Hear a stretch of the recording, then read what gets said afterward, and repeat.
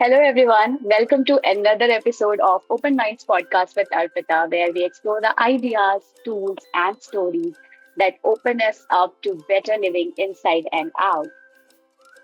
So, today's episode is all about something most of us overlook your gut, but not just for digestion. We are exploring how your gut is deeply connected to your brain, your emotions, and yes, even your sense of worth, money, and abundance.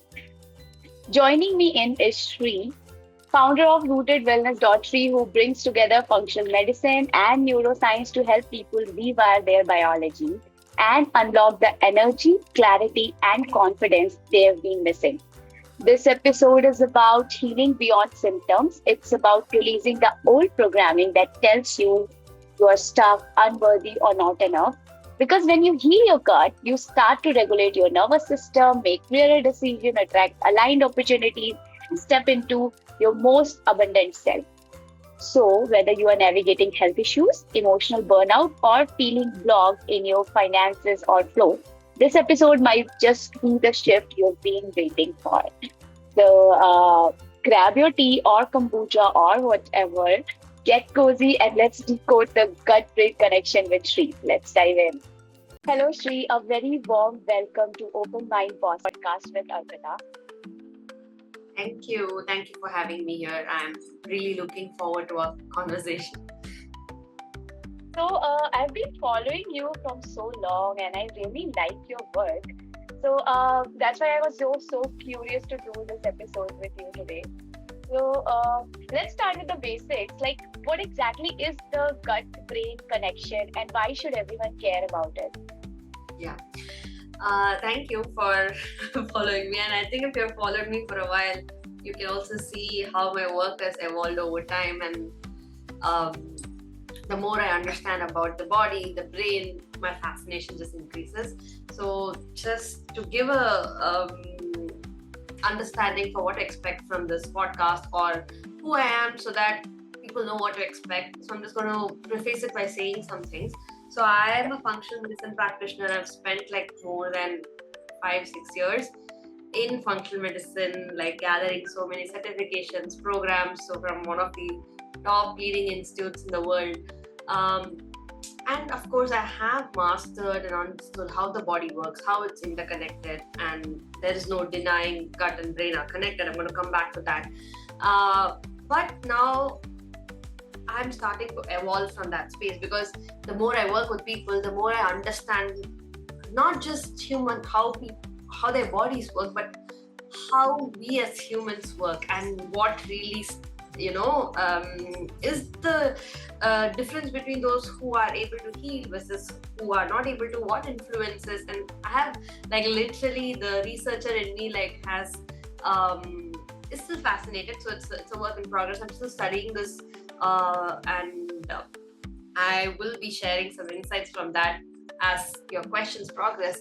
But to begin with, I think right now today the gut brain connection is something that's more I think has come to more light or awareness probably 2, 3, 4 years back when I was talking about all of these things. Most people in the conventional world, like they didn't even understand this concept, or sometimes when the science, and this was still science, this was not pseudoscience or anything, this was still science. There was a lot of research, but the more science is actually moving forward, gut and the brain, not just the gut and the brain is connected to every single organ in the body. So just for us to just simplify this concept, right? You and me are sitting here, probably there's somebody else out there listening. How are they listening? How is that I'm saying something, I'm thinking something that's coming as words, and that processing is done by my brain, and I'm saying something and those words are taken and being processed by your brain. So your understanding of what I'm saying is also happening in your brain. There's somebody else out there in the world who's listening to this conversation probably when it goes live, and their brain is processing this. So the sound is coming from my voice, the hearing happening through your ears. So these are all different body parts. So similarly, it's all connected only because it's connected to the brain, and the brain is like the information highway. So this is what processes everything, not just about the senses, not just hearing, touch, smell and all of those things, but everything. So every single organ in our body is connected to the brain through the vagus nerve. And the beautiful part is that until late 1990s, it was understood that they all thought brain was the one giving the command, but no, the organs are constantly it's like a walkie-talkie. The organs talk to the brain talks back. So now coming back to specifically gut. Now the gut is called the second brain because it has its own nervous system inside. It's called the enteric nervous system. So the things that we say as gut feelings is because there is a nervous system inside, and it is actually producing certain chemicals that make us feel those butterflies in stomach, the gut feelings that we say. So that is an intricate network in itself. So the gut is telling the brain based on what it's eating, what it's digesting, and it is all communicating through the vagus nerve. This is why a lot of people who have inflammation in the gut, it will appear as inflammation in the brain because the chemicals are being passed, the neurotransmitters are being passed. And also the fun fact, most people won't know, when we say neurotransmitters, we think they are made in the brain, but no, 90% of the neurotransmitters are made in the enteric nervous system in your gut. So 90% of serotonin that your body is making is made in the gut. And also the most interesting part is that we need the help of, now I think for me the most fascinating part is not just the gut-brain connection, but we have just understood about 10% of what a microbial world can do for us. I think that's going to be the future of science. We'll start to understand that more. It's about how and what of the gut microbiome, because that determines our mood. The gut microbiome determines our ability to absorb certain nutrients because we need their help. They produce certain helpful substances that keep us away from inflammation. They help us protect us from colon cancer and stuff like that. So they play a vital role. They also help making certain neurotransmitters. They help making certain vitamins. So, and again, the composition, the population of our gut microbiome determines us. Sometimes it also determines our personality. Again, this is a research that is still on. Like, it's not, probably it'll take a few more years to really understand the depth of this. But we are our microbes. We are not just about what we eat, but we are about what the food makes those microbes. So yes. Okay, so yeah, I have heard many people say, you are what you eat. So I think this is the connection. We are what we eat, right? No, I say something different. We are not just what we eat. We are what we digest and actually get past the cell membrane. Because so many of us eat a lot of healthy foods, but if our gut is inflamed, if you're not absorbing that food, then you might be taking all the organic produce, the expensive supplements. Then you might not be, if you're not absorbing, then you're not really actually consuming those food. It's just going through your body and being eliminated immediately. So we need our body to be able to absorb those, and only then we'll be able to take the benefit of those.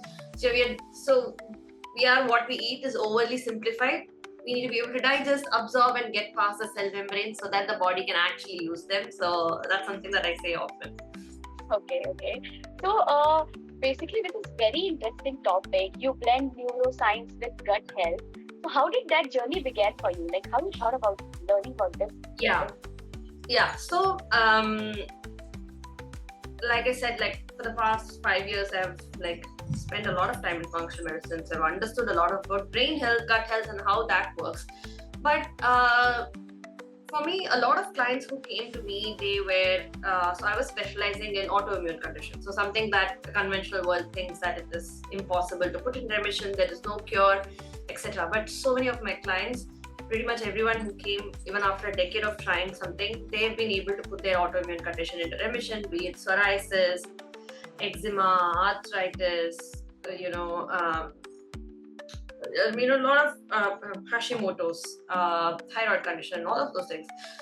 But the fun fact is that, of course, anybody who is going through a disease is going to do their own research. They've probably, especially people who come to me, they've tried a lot of things. They were going gluten free, dairy free. They were trying a lot of things. They were working with some nutritionists or naturopath. They've tried something. They've dabbled with something, but yet they were not seeing improvement. Now, then the question begins: if they're eating the right food, if they are doing all the right things, then what is the gap? Of course, uh, trying to understand the labs and their history and who they are as a person, putting that together to see how those things fit. We are looking for like patterns, not just black and white answers. So that definitely helps. But for me, in hindsight, I was thinking, okay, these people are doing the right things. Some of them are even taking the supplements, and what is the missing gap? And then the more I worked with clients, I realized when we actually go into when this started for them, what was happening in their life just before they started having this condition or the symptom, there was always an emotional component to it. So there was always something that was going on in their life that set the stage for this.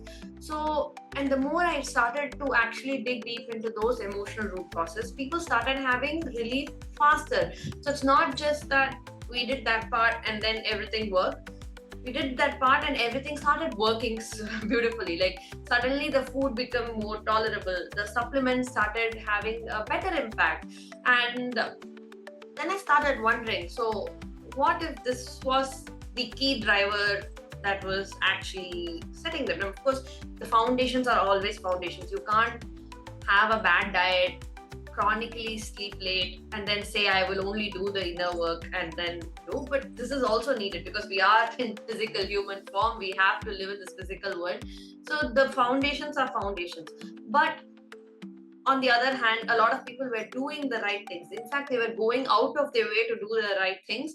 And yet it was, and I think that was the most frustrating part for them because they are doing the right things. They are not eating junk food, not exercising, and complaining that their weight is not going down or they're having symptoms. They were doing the right things and they were not seeing results.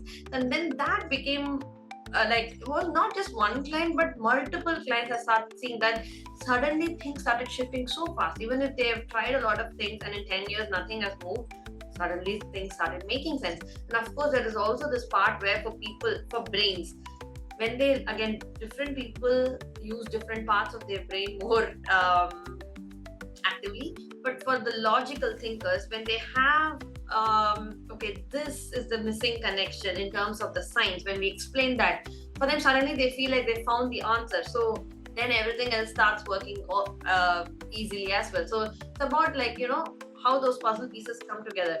But to answer your point, then the more I learned this, the more I was moving towards okay, if we can truly get to the root cause, yes, infection, toxins, stress, we actually seeing in between layers to know what is wrong. But what precedes that? So for example, if somebody has a symptom and they finally decide to go to the doctor or go to whatever practitioner, they are listening to the final straw, like the last straw that broke the camel's back. So think about this as you have a bucket. You have the water filling the bucket. Everything that's filling the bucket is not that the things that we are doing that are not good for our health, right? So the bucket will keep filling, the bucket will keep tolerating until it reaches the capacity, right? And that capacity is different for us. So now we can't blame the last drop of water to cause the spillage. The last drop of water is just one among the many factors. So sometimes people think this happened and I ate this food and so this happened. So then I started feeling sick. But that may or may not be true. So until then, whatever the body was tolerating, it stops tolerating because it has reached this capacity. So so we want to see what other factors fill the bucket. So now the factors could be physical factors, food, diet, lifestyle, and all those things, but also emotional factors, trauma, and subconscious beliefs. And again, because they are subconscious, people don't know. Now, the more I learned about this, I started, anyone Okay, symptoms are a way the body expresses what it cannot deal with with itself. So symptoms are like a messenger, right? So what happens is that um, think about any, say, somebody has a UTI, right? That is a physical adaptation of what, in most cases, what they couldn't deal with in their external environment. So body tends to internalize it. Sometimes we think they are coincidences, but they are not, because in if if if we are in a baseline of health, like eating well, I mean, if our body is resilient, let me put it that way, the body can deal with and filter these infections because our immune system is capable of doing these things. So our immune system is capable of fighting this. Sometimes it is fighting a lot of things we don't know, because that's how super capable our body is, and it will do a lot of things in the background without bringing it to light. But sometimes when people have chronic symptoms, chronic UTI, that's a sign that is an internalization of something that they couldn't change in the external environment. And of course, because everything is an adaptation, because we couldn't change something externally, we couldn't tell that person about our boundaries, we couldn't have firm boundaries, we tend to kind of take it on us. So that becomes an internal adaptation. So every symptom has a meaning. So when we say disease, the more I started understanding that it's every symptom or disease that we have, especially given most people have the knowledge, right? Like now with Google, not just Google, with social media and AI and everything, like information is out there. Then why are people not changing? Because it runs deeper than that. Well, the human brain works different than that. And disease is a sign that there is some sort of lack of ease in some area of life. So that is what I became more curious, because yes, functional medicine, root cause of symptoms is again the first layer. I want to go where it all started, like going back. Then I got interested in subconscious patterns, then the neuroscience of it, and that's how the journey started. That was a long answer, but I thought it is important to really understand, because some of them who are listening to this, they might have dabbled with a few things, or they might be completely new. This is going to give them a little bit of different perspective to see, oh, okay, because we think sometimes certain things are random or coincidental, but it is not. This is what I believe. Nobody in their right mind want to purposefully sabotage their health, right? So even when I say that people binge watching Netflix at 1 a.m. at night, ordering food every day, eating junk food, not exercising, it's not that they don't want it. Like they don't want to have the healthy habits. A part of them want, but it's difficult for them. Now, the question then begins, okay, why would we intentionally sabotage our health? And there's something that we're trying to avoid, that we don't want to deal with. And then the food, the TV becomes a numbing choice, right? Because a healthy body, a resilient body will always choose for its safety, right? The brain wants to be safe.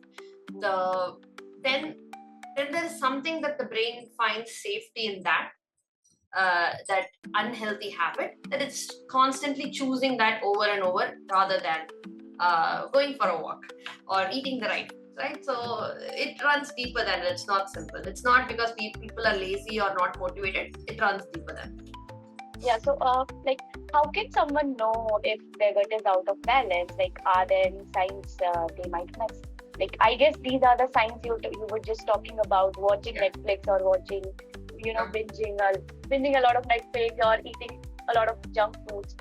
Are these the signs that our gut is not healthy? It can be a sign their gut is not healthy. So now gut, when we talk about gut imbalances, for different people, the symptoms manifest differently. But for some people, it might be anxiety, depression. It can appear as brain inflammation. But for some people, it can appear on the skin, like eczema, psoriasis, chronic hives, and things like that. For some people, it can be really gut-related disorders, constipation, bloating, cramping, loose stools and stuff like that. So it can manifest in different forms depending on that person.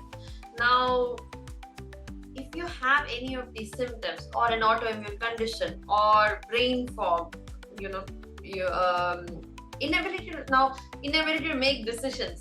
So people who are chronically indecisive, those are all signs that the brain is not really able to use their prefrontal cortex and actually make decisions. So that's a sign that there's some sort of brain inflammation, and could be stemming from gut inflammation, because and again, sometimes these are low grade inflammations that happen over a period of time, and so it's so mild and chronic that is there, but it is not loud enough for you to kind of like if you have an acute stomach pain, the way you'll run to an ER is different than when you have like a pain on a scale of 1 or 2 that you can push through the day, right? So that's what it becomes. It becomes a mild inflammation that persists over a period of time, and then you end up not noticing it until it's loud enough. So, whatever you are saying, so what I'm understanding is like, can mental health challenges like anxiety or low mood have roots in the gut dysfunction as well? Yes, it can. So, for a lot of time, like in psychotherapy, this was the missing link. They didn't understand that gut had a role to play in anxiety, depression, because just slapping an antidepressant or an SSRI is not sufficient, because it just blocks the receptors. It does not really do the job that it needs to do. So then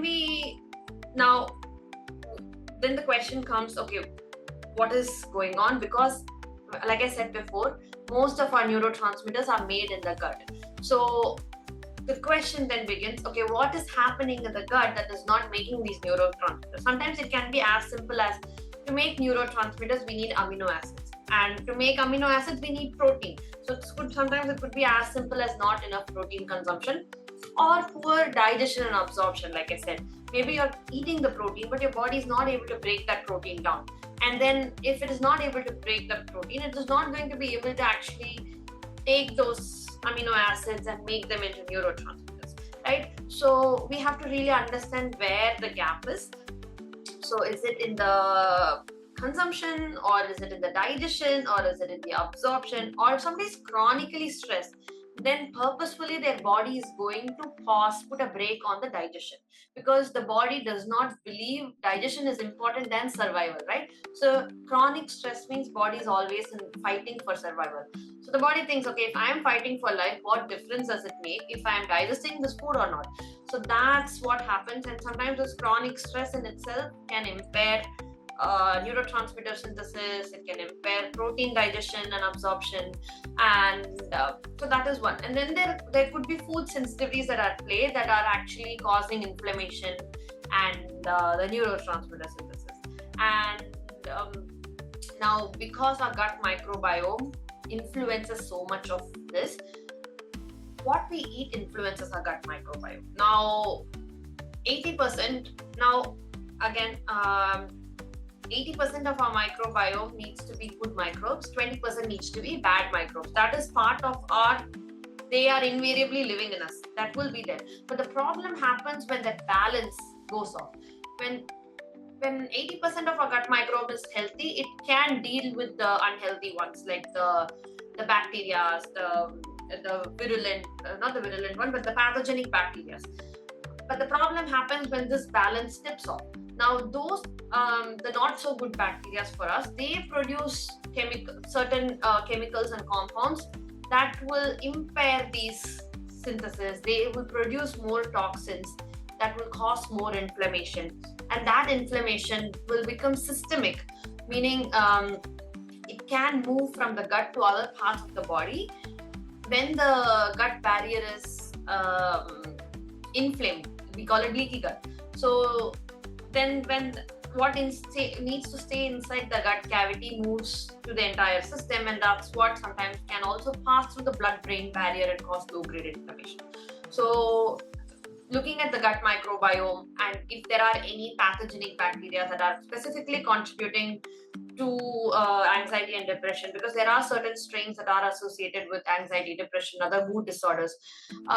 Also looking at inflammation levels, endotoxins, and stuff like that. But starting with simple things as um, the food that you're eating. Sometimes the foods that we are regularly eating can be causing low-grade inflammation. Because we are used to it, we don't really react to those foods strongly, but it is just causing inflammation in a different way. But if for somebody to start testing, the first thing that I suggest is like go off gluten and dairy for 3 weeks and see what happens, and slowly reintroduce them.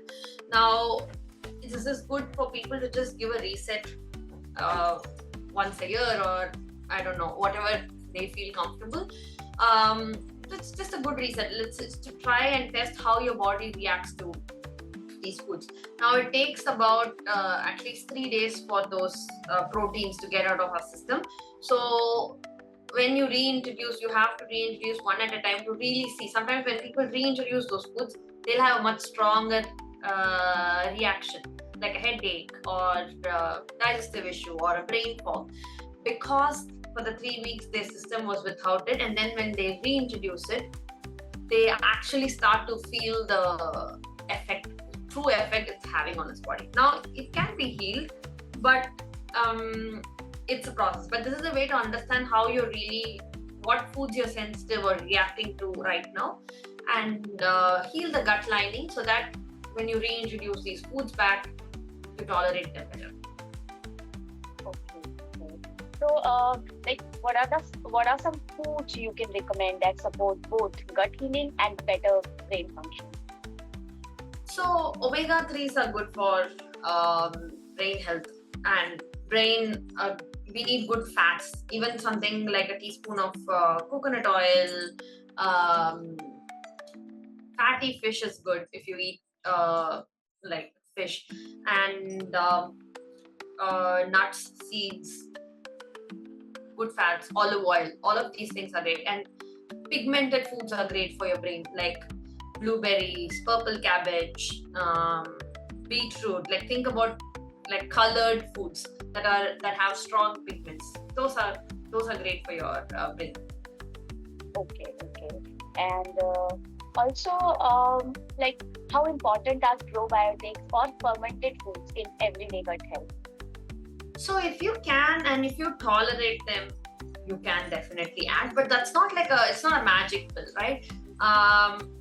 Again, there is more nuance to this than randomly slapping a probiotic pill.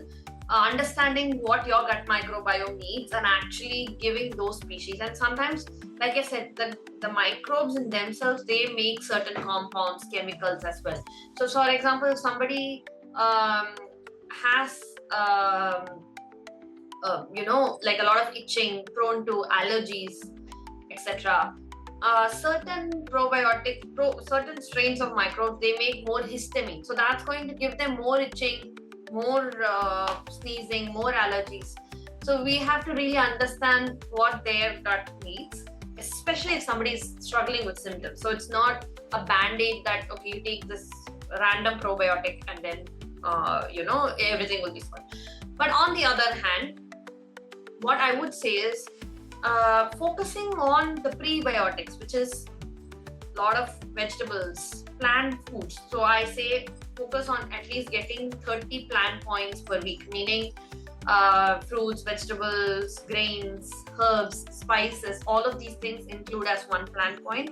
So for example, this week, today if you have moong dal, tomorrow have masoor dal, day after tomorrow have tur dal, because they all feed each strain of bacteria. Similarly, if you cook with white onion today, tomorrow use purple onion, or small onion. Try different varieties because they all feed each different parts of the different microbes.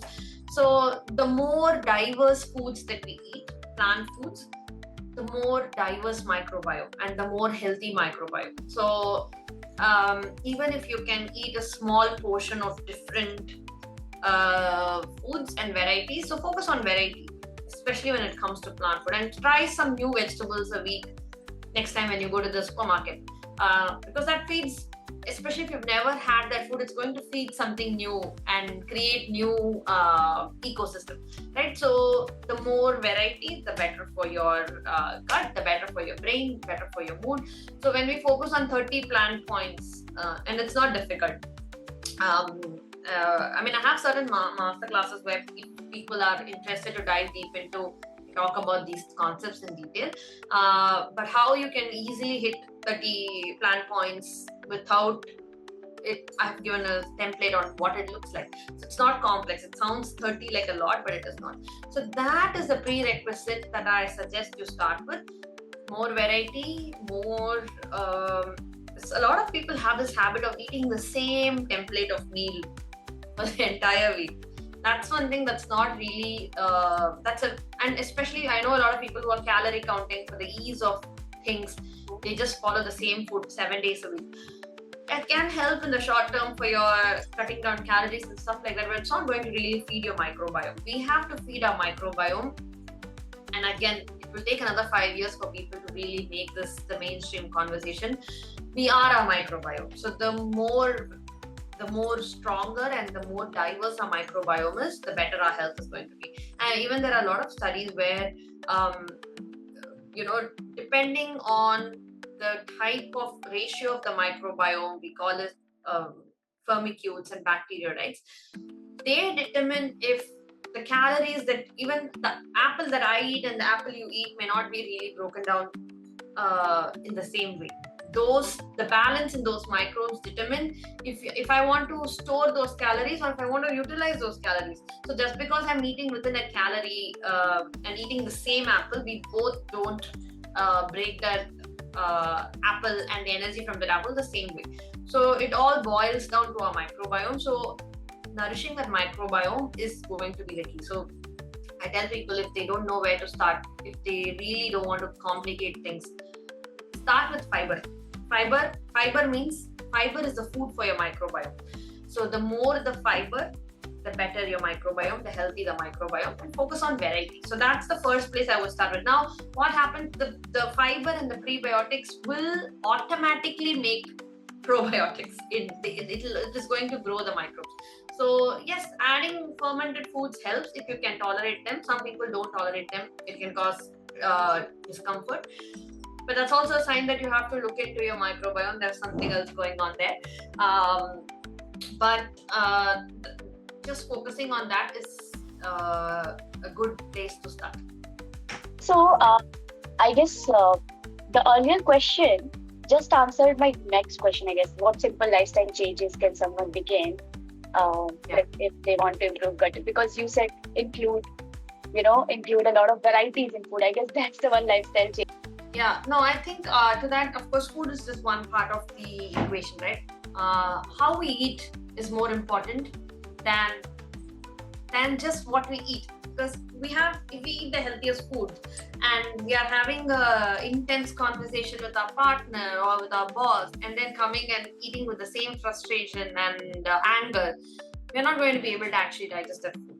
How we eat matters. So I suggest, sometimes I tell my clients, if you are like going through an intense emotion, yelling, screaming, and then pushing food through the mouth and then getting on with the day, you would rather delay your food than actually eat in that state. So because we want the food to be digested, when we are in that state, we activate our sympathetic nervous system, and that's not going to really produce digestive juices, secretions to break that food down. This is where people also end up getting sluggishness after they eat the meal. They have this acidity, bloating, stuff like that, because they are not really fully digesting the food, and hence the discomfort. So we want to be able to eat from a more relaxed space so that the body can make those digestive juices and secretions. So taking a few deep breaths before we eat the meal, and left nostril breathing can also help activate the parasympathetic nervous system. So those things are helpful. But other than that, sleep is a very big component. Sleep is important for the immune system. Immune system is not just vitamin C is not does not strengthen the immune system. The number one key indicator of a good healthy immune system is sleep, because when we sleep is when we sleep is when our body actually replenishes and heals itself. So that sleep is important, not just for the body but for the brain as well. So that's when it clears something called the glymphatic system. So that can happen only when we sleep. So we need sleep so that the body can do its job. Okay, okay. So, like you often speak about rewiring your brain and biology, right? Yeah. So, can you explain what that actually looks like in someone's healing journey? Yeah. So rewiring brain and biology is, so people talk about nervous system. Nervous system has become a buzzword these days, right? But we want to really understand where that comes from.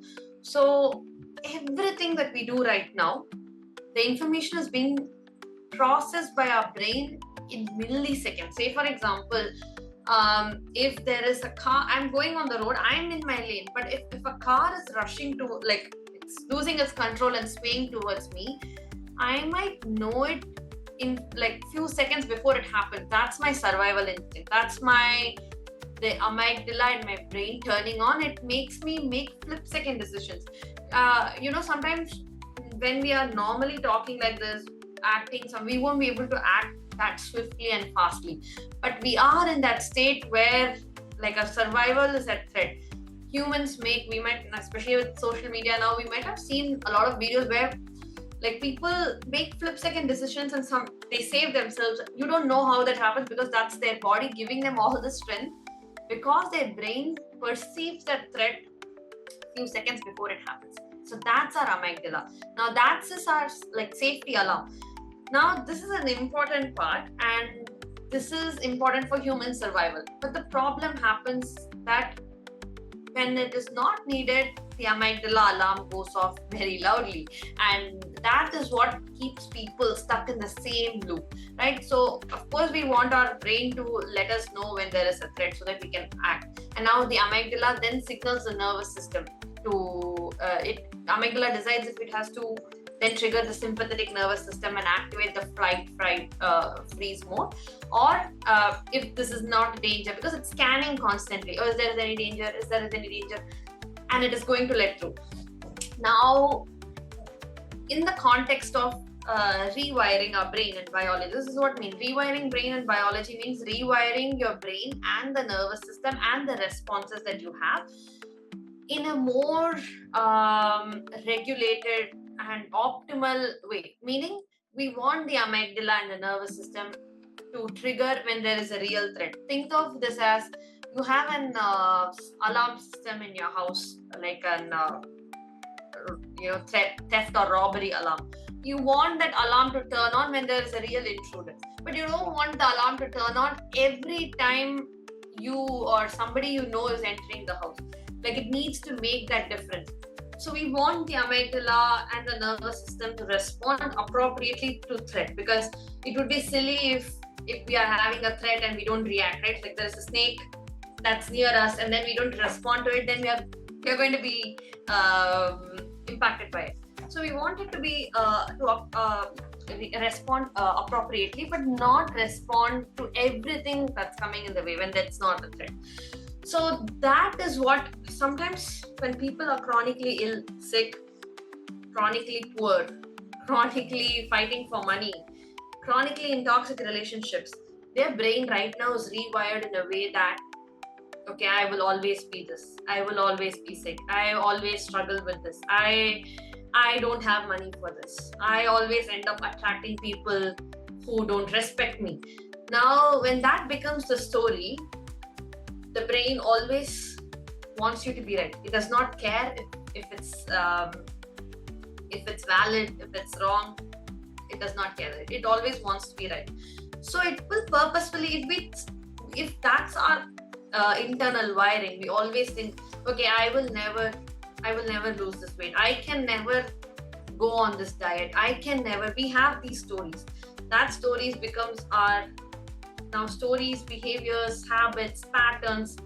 that is what strengthens neural wiring. So every thought pattern has a neural wiring, every behavior has a neural wiring. So because we are coded for this, now we start to find situations and instances that will prove us right. That's the brain's job to do.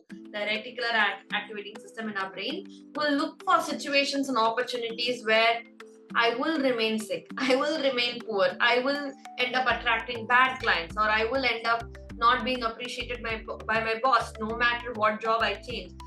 But this boils down to my internal coding, my internal wiring, and what I believe is true for me.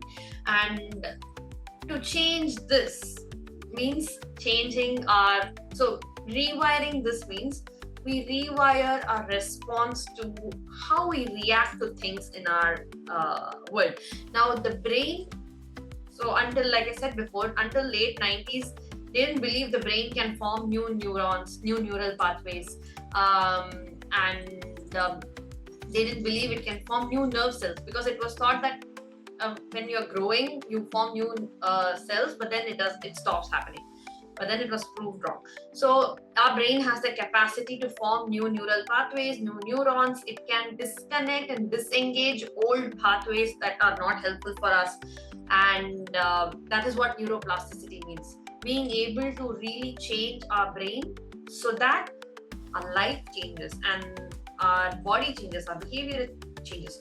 So this means choosing different actions, behaviors, thought pattern, going into our subconscious patterns to understand why that is keeping us safe. Because if I hold the belief or pattern that I will always be sick, I find a sense of safety in that, and we need to really dig deep into the stories to understand what that is. But on the surface level, just being more aware, and let's say, like I spoke about amygdala, right? So amygdala is the fear center of our brain. So our brain has three centers.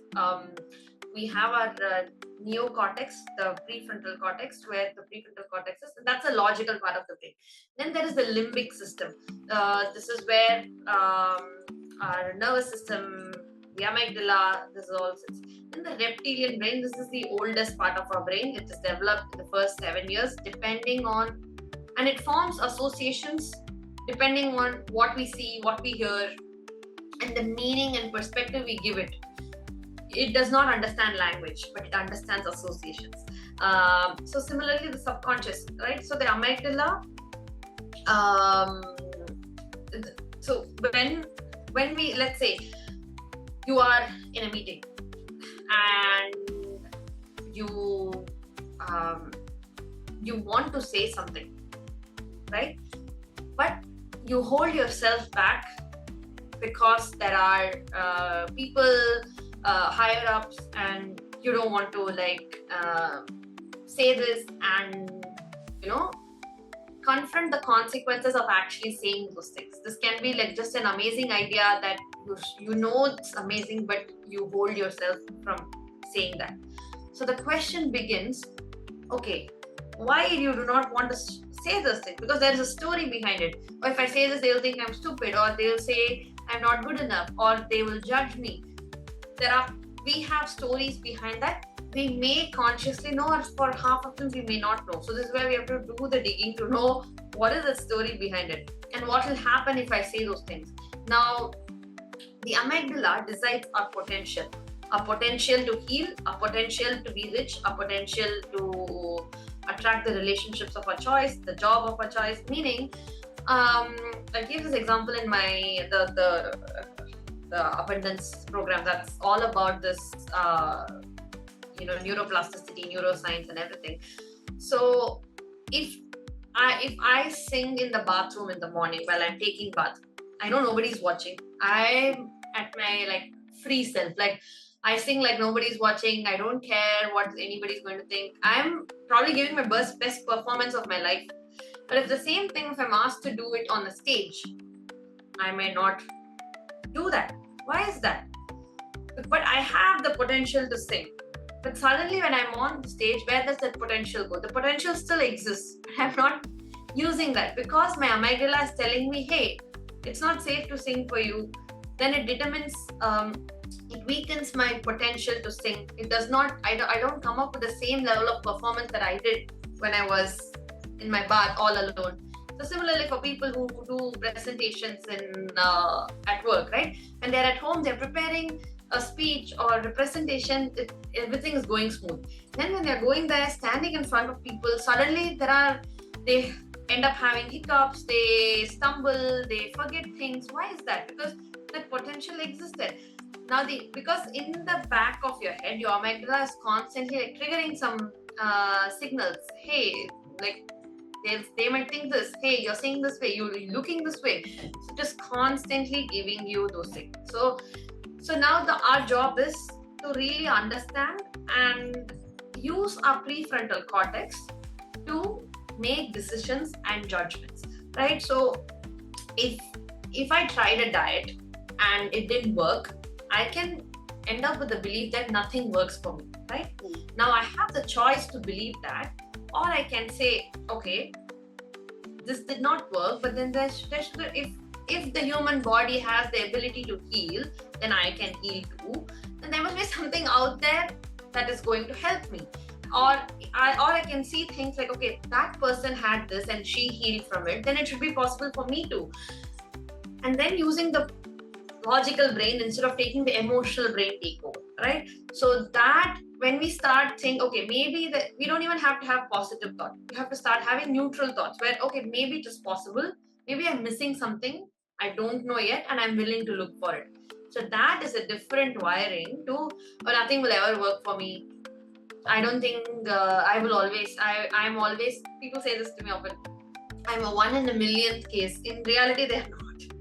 they are having similar problems to a lot of us, but we can think that way. And when we are constantly that nothing will work for me, then we stop filtering opportunities. There might be this amazing dietitian or a practitioner or a therapist who's going to change your life, but our brain is going to purposefully filter those opportunities because it doesn't think it's going to help us, right? So that is the wiring that I'm talking about. Now when we start to open ourselves to not even positive beliefs but neutral beliefs, then you must have heard about let's say if you're looking for you're looking to buy a red color car, right? Until then you may not have seen a red color car. Suddenly on the road you start seeing red color car, you start seeing similar car. That's because now your brain is filtering them and bringing them to your field. It all exists, but it is bringing it to your field. So same thing, the opportunities, the job, the money, the people, the health, the diet, everything is there. But we have to be open. This is where, again, I said, right, like the brain wants to be right at any cost. It does not care if it's going to be sick, if it's going to be poor, but it wants to be right. So shifting from that, okay, nothing will ever work for me, and then you stop from investing in a course, or you say things like, oh, I don't have the time for it, I never finish courses, I never do this. These are all strong wirings that we have. And I also believe when we are rewiring ourselves, like when we are changing our brain patterns, it strongly links to our identity, right? We decide who we are, what we do. If I say I'm never the person who can give up tea, who can give up coffee, then I'm going to find situations, circumstances, opportunities to prove me right at every single step of the way. So this is why people, when they go into a diet or anything for that matter, with the intention that, oh, and usually at third day or fourth day I give up, and then they will have circumstances where third day or fourth day they give up, and then they blame the circumstances, but it's not the circumstance, right? And the same people who say, oh, I can never give up tea or coffee, if they have to go through a medical procedure and they're forced to do it, they are going to do it. And I've seen them in my family, I've seen for myself. If you take a blood test, you have to be on fasting, or if you to take a colonoscopy, you have to not eat anything. And suddenly those people who said, oh, I can never be the person who fasts, I can never be the person who doesn't take tea, how did they do that? it's not that you suddenly became a different person, but we have this strong internal wiring and beliefs and identity that we hold on to, like our safety depends on it. So rewiring means actually changing these responses. So, and then your nervous system accordingly responds. So we want to make a decision. If I say next time, okay, I'm never going to make this money back, I'm never going to do this, then I ask, okay, this is really true, or am I making the decision from my old brain, like the from past patterns? Is my amygdala or is my prefrontal cortex? And then like starting to actually rationalize. Now the amygdala responds in 200 milliseconds. For the prefrontal cortex, it takes 3 to 5 seconds. So the amygdala is obviously faster, but then we want to use our prefrontal cortex, the logical part of the brain, to really analyze what the amygdala told us and then make a decision from that place. But for some people, their fear overrides everything, and for a lot of them, the prefrontal cortex, it takes 25 years to develop for an average human. For some people, it's still not developed, and because they are constantly in fear. Now, when we are constantly in fear, the amygdala grows. We want the amygdala to be able to not to be at appropriate size. We want to be able to shrink. For that, we should be able to use our prefrontal cortex, and the brain can physically shrink, the brain can physically grow the memory center. It all depends on habits, thoughts, behaviors, patterns, lifestyle, and all of those things. So that is what means rewiring, changing those neural pathways. Yeah, so as you were talking about the oldest brain which we have and which develops in the first 7 years of the life, right? So in most of the condition we respond according to what happened to us for the starting 7 years of our life, right? Yes. Okay, Correct. okay. So the thing is, we don't know them by language. We don't know by words. We know by emotions. We know by associations. So there is no place for memory without an emotion. We form strong memories only when there is an emotion involved, and that's how the brain registered. Now think about this as like the subconscious patterns as what we absorb from our surroundings. Say, if there is I recently saw this video where there was the reel about a dog who listens to certain words or actions, and it anticipates what its its owner is going to do next. Now, how do dogs don't understand language? How is this happening? Again, it's the same brain. Like they form associations. Okay, if they take the key and do this, that means this. If they use these words, that means it's this food. So the dog is forming associations. So similarly, we as humans, our reptilian brain also form associations. Meaning, if my dad had a successful business that made crores, and then suddenly his partner took it all away and ran away. So that means if I have, then the brain saw this, but the association it formed was, okay, if I make a lot of money, somebody is going to take it away from me. So I would rather stay broke because that is safe. Now these are hidden patterns. The brain does not know this. We have a lot of associations like this that is going to, or sometimes it can be like, oh, I saw my grandmom being cared for, getting love from the family because she was not well, so everybody poured her attention into her. So then again, these are possibilities, not set in stone. Then the brain can form association that, oh, if I'm sick, then everybody's going to take care of me. This association is the individual's perspective. It is so unique to us. We give meaning to our life and circumstances. We both can go through the same experiences, but I can form a different meaning from it. You can form a different meaning from it. Say we both go on a roller coaster ride. I might come out feeling excited and like on a high, but you might come out feeling like terrible, like traumatic. I'm never doing this again. You might come frozen. We both went through the same experience, but I had a different experience. You had a different experience. So same thing. The situation can be same. The childhood experiences can be same, but I lived in my body and my brain. I saw it in a different angle. You lived in a different way. So This is where actually when I let clients talk and help them, I listen to the words that they say, the way they describe certain experiences and things. And that is going to give us clues. The exact verbiage that they use is going to help us clues onto what kind of patterns that they might hold. And then suddenly it starts making sense. So it's so unique to us and the perception that we have of that situation. Okay. So, for someone who feels overwhelmed with all this, what's the first small step they can take today, if you know? Yeah. So the first thing I think I would say is get really honest with yourself. Like where in your life you're not satisfied. Like we complicate a lot of things, and this is actually what helped me made me like I've started moving away from functional medicine and actually doing the deep work with my clients, because again that we say that is the root cause, but that's not the root cause. The root is something else. I want to really get to the deepest of the deep root and really understand what is at play, because we say things like, oh, I procrastinate, I can't do this. There is a inner meaning to that. But to answer your question, really get honest with which area of your life you're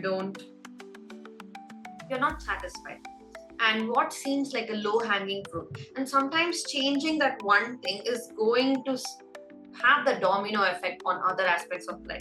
Suddenly when we really get honest with ourselves and see what in our life is not to our liking, we know the exact role. And once you start changing that or start taking tiny action, then suddenly changing your health habits, sleeping on time, doing everything else becomes much easier. Then you're not going against the resistance, right? So instead of actually addressing the problem and we're trying to change the symptom first, then there's going to be a lot of resistance. So I would say, like, honestly sit with yourself and ask, okay, what in my life is currently not working, or where I'm not satisfied?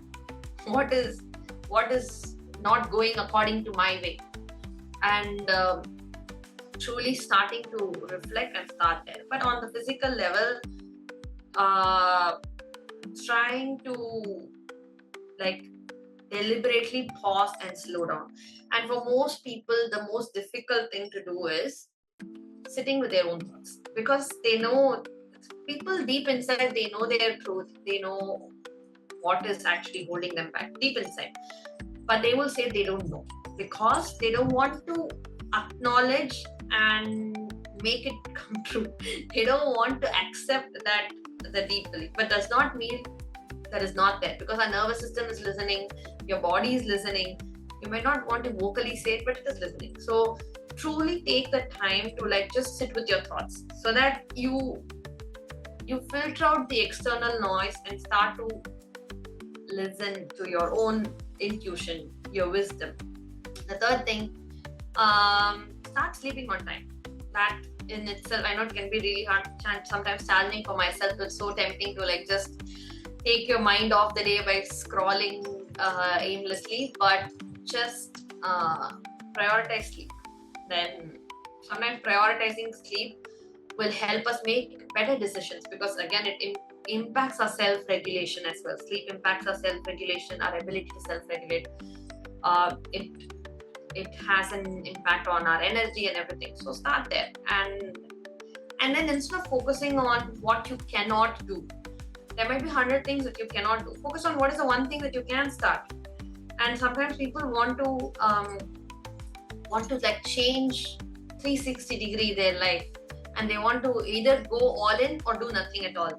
Instead, meet yourself somewhere in between. Even if there's one thing that you can do, just do it over a period of time, and that's going to give you benefit. Like, drop the perfection and do what you can. And also stop comparing what other person is doing. Oh, she's able to run this much, she is able to walk this much. Everybody's life is different, their circumstances different, their mind is different, their body is different. So even if we are living under the same household, eating the same food, my husband might have different set of symptoms or different set of experience in his body versus me. So we're all eating the same food, same roof, then what is it? Our unique biology is different, so we have to truly understand and listen to our body and needs, and take action from that space instead of overriding our body's intelligence. Start listening to your body's intelligence. Okay. And like, what's one big myth about gut health you wish people would stop believing? Um, One big myth is like randomly slapping supplements, because not all supplements work the same. Some can increase the anxiety, some can increase the discomfort, and it's not a one size fit all. In fact, our gut microbiome has is very unique, like our fingerprints. So that's unique. So just randomly looking at an influencer, and because they promoted a product saying, "Hey, this help me solve my bloating, cramping," and don't fall for that nonsense. Yes, that product might help you, but in all possibilities, if somebody has a gut issue, that is not really going to solve the problem, because we really need to understand what is the problem so that you actually address the problem. So just randomly slapping supplement is like, if you have a wound or a infection, randomly applying steroid, antibiotic, everything in that place, so that hoping something will stick and something will work. That just makes the problem worse, right? So I would say randomly slapping supplements. And the second thing, just going on extremely restrictive diets. That is also not, because again, it creates food fear. Then every time you start eating, you will start to think, okay, this is food going to create symptoms, discomfort. That in itself is going to have an impact.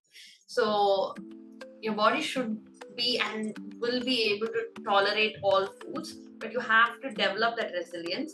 So, and also understanding that what we do in a healing phase of our journey is going to be different than maintenance phase. So people tend to compare and take things out of context. So if somebody says, "Oh, nobody has to be on restrictive diet, you have to eat the supplements," what context are they saying that? What journey are they in? Because if I say, I also agree to the fact that no one needs to be on restrictive diet, but if you have to like eliminate certain foods to see how your body is responding, then you have to eliminate them for that short period of time, 2 weeks, 3 weeks, to see how your system responds, to understand your own unique body's response. But at that point, if I say, "Oh, I don't believe in restrictive diet," that's out of context, right? I have to understand how my body is responding, and so that it gives my body a break. So your healing phase versus a maintenance phase is going to be different. So just being cognizant of that, and then making decisions from that place, instead of feeling like, "Oh, I'm always going to be on a restrictive diet. Oh, I can never eat this food," and things like that. People who work with me, they have healed their food sensitivities, even food allergies they've had for a long period of time. May or may not be possible for somebody else, but I'm just saying you have to go through that process to get to the space where you can tolerate everything, and that's a process, right?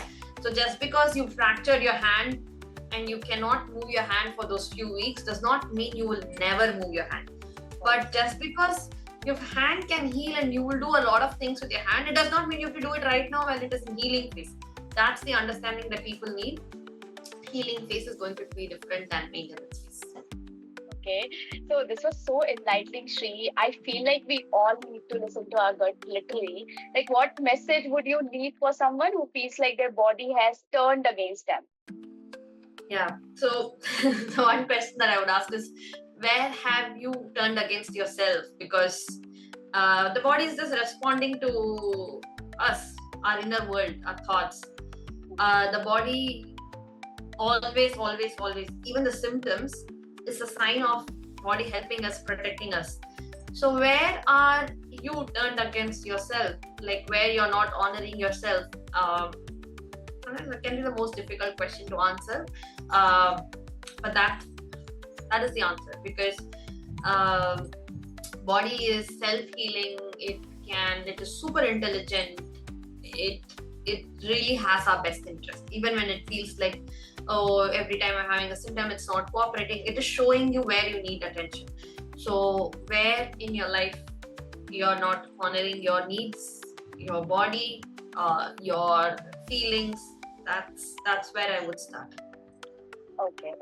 And before we wrap, where can our listeners find you, follow your work, or even work with you? How can they proceed? So I'm active on Instagram. So it's rootedwellness.shri, and you can follow me there. And in fact, I have some of my master classes and workshops that I put on sale for rest of the week at 50% off. And people can follow me there. And if they are interested to do deep work, really understand their brain, rewiring their body without restrictive protocols, but actually getting to the depth of what is subconscious patterns holding them, that's the work that I'm doing right now, and that's where I see my journey moving from here.